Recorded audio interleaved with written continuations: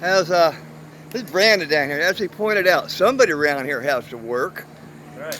It's obviously not me, I don't get paid to do this one. but you're doing a fine job, buddy. When you get done, just go over and Do look you at want my. to do yours next? Well, mine should be okay. You got that nice bottom paint. Yeah, mine should last for another. Actually, there's like nothing on it right now. I've looked at it. Yeah. It's way to go. How's the prop? Have no idea. What did you do with the prop? Did you It's paint still it? sitting. No, I didn't paint it this time.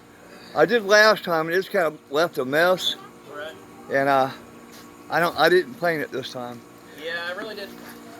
I really didn't paint my Choy-Lee, and it's all nasty. Yeah. This one actually is not bad for how long it's been. Yeah, that's not bad. So far it hasn't been that bad a year for algae and stuff. So we've been lucky that way. Okay, so this is what some of the rest of the world does for a living. Well, not a living. This is what broke people do. Yeah, that's what broke. When you don't have money to spend on it, you do it yourself. All right, Brandon. Good watching you. Okay. I don't know if you can see this. It's right in the sun. I can't see it myself, but I'm out of water in my tank, so I have to fill up my water tank. That's easy enough with the shore power. Then open up my hatch. Put the hose in there and just wait. I have a 25 gallon water tank, and like right now it's empty totally. So I had to fill it up. Ran the water for a little bit so it's a little bit cooler, and this will last me quite a while because I'm pretty conservative with the water. But after I do this, get this water filled up, I'm probably going to go ahead and hook up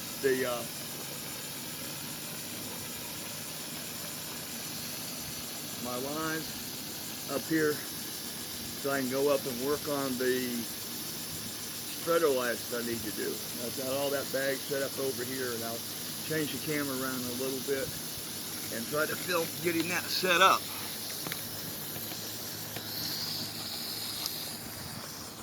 I don't know how well this is going to record. I'm getting ready to put up my lines that are going to help me hoist myself up.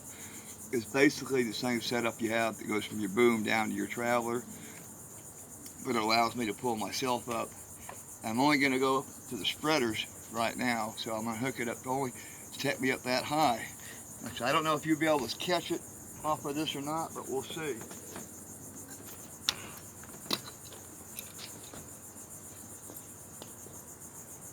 Hook it up.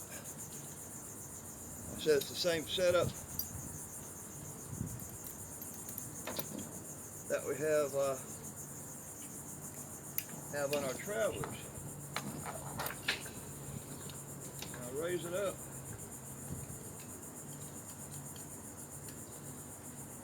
Just far enough for me to get up to the spreaders.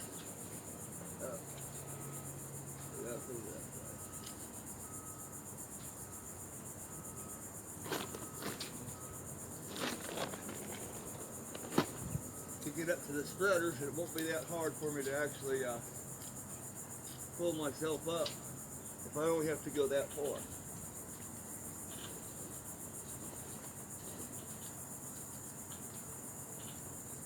At least in theory.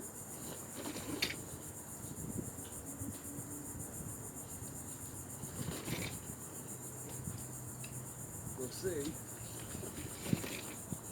Probably not going to actually go up today because it's blistering outside already.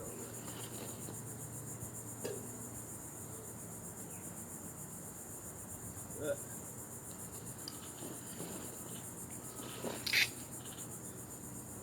there we go. That's high enough. Well, that'll allow me to actually hoist myself up without having to have somebody else. But for safety reasons, of course, I'm not going to do it until I have somebody's going to be here with me, just in case, because you know, a line could get snagged. Something could happen. It could fall. I could pass out from heat exhaustion, whatever. So like I said, I'm not going to actually go up it right now because it's only, what, 9 o'clock? That's already 90, almost feels like 90 degrees outside already. This warm as can be. So I am just going to leave it here for now.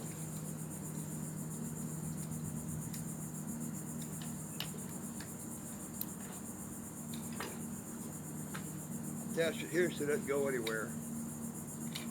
And see, I can take it, let it go. I can pull myself up. I can lock myself off with it. And in theory, it should work. That's how a lot of the other riggers do it. But I had the same setup, but unfortunately, I was cheap and I went with the 3/8 line when I should have actually gone with the 1/2 inch line, which the 3/8 makes it harder to actually pull through the pulleys and the blocks. There's just more strain on it, and that's why I had trouble with it before. But we'll see when I do finally decide to get up here and work in this hot stuff, if it'll work or not. If not, I'll have to wait and have somebody else give me a better hand than what I actually have right now. I climbed back down into the cockpit. It was, I checked it, it's 88, something like that degrees, but it feels like 91 already, and the sun is bright out today, and just that little bit, I was starting to sweat already, just being out in it, doing that little bit of exertion I did there. And like yesterday, we had 8 hour charter, went out Carolina Inlet, sailed all the way up to Masonboro Inlet, anchored in Banks Channel, let the customers take the dinghy over to the little island there, play around a little bit, and then had a motor back down there in the coastal, back to Carolina Beach. But there was a cloud cover the whole day for the most part until we started coming back, and it was, you know, quite comfortable, except for that last little bit, last hour coming back in when the sun started bearing down on us. Like I said, we left at 10, got back here just before 6, and that was enough. I'm glad we had the cover for the day, but earned a little bit of money, got my sailing fixed for the week, well, part of it. Went out Wednesday, went out Sunday, gonna go out next Wednesday again.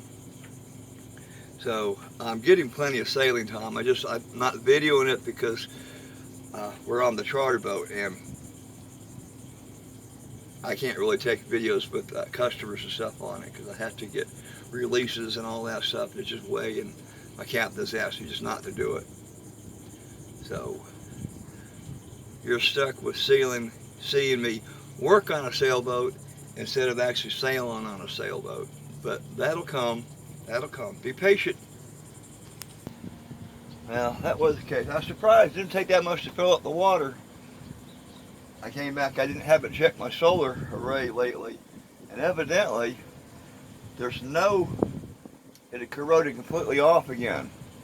So there's no solar power even going into the batteries. So I'm gonna have to take and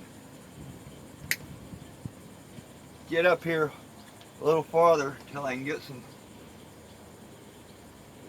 good wires. It's just the salt air absolutely corrodes everything.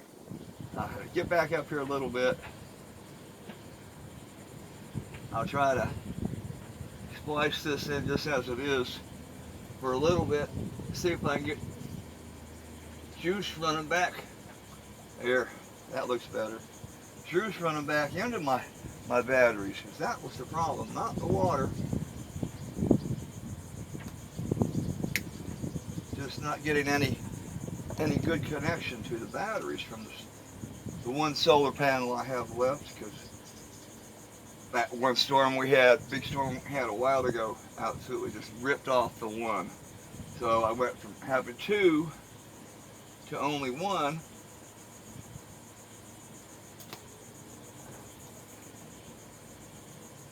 And my wires on it were completely corroded off. So there we go. We'll see if I can connect these two and hopefully restore power back into my 4 little weak batteries. I'm just going to temporarily take this right now with this disposable tape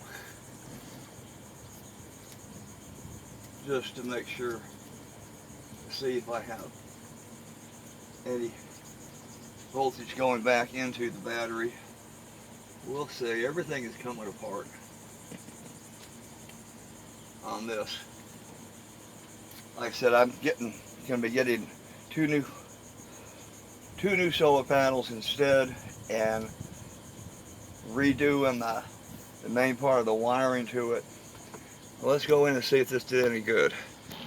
Okay, yes, that's working. Now the battery's down to was only down to 8.4, just at anything. But now it's charging. It's charging up now, and that should help with all my power things. I can't actually put the regular battery charger on it, but I'm going to see if the solar panel can pull this thing back up. And I've been having the fans on, which I need to turn my fans off. The fans run on 12 volt, water runs on 12 volt, except for the one light. All my other lights run off the 12 volt system. So I was putting a pretty decent pull on it, and I just noticed the water was running really slow, and I thought I was out of water, but it wasn't that, it was out of battery juice. So hopefully this will fix it temporarily until I get new solar panels and make it all pretty again.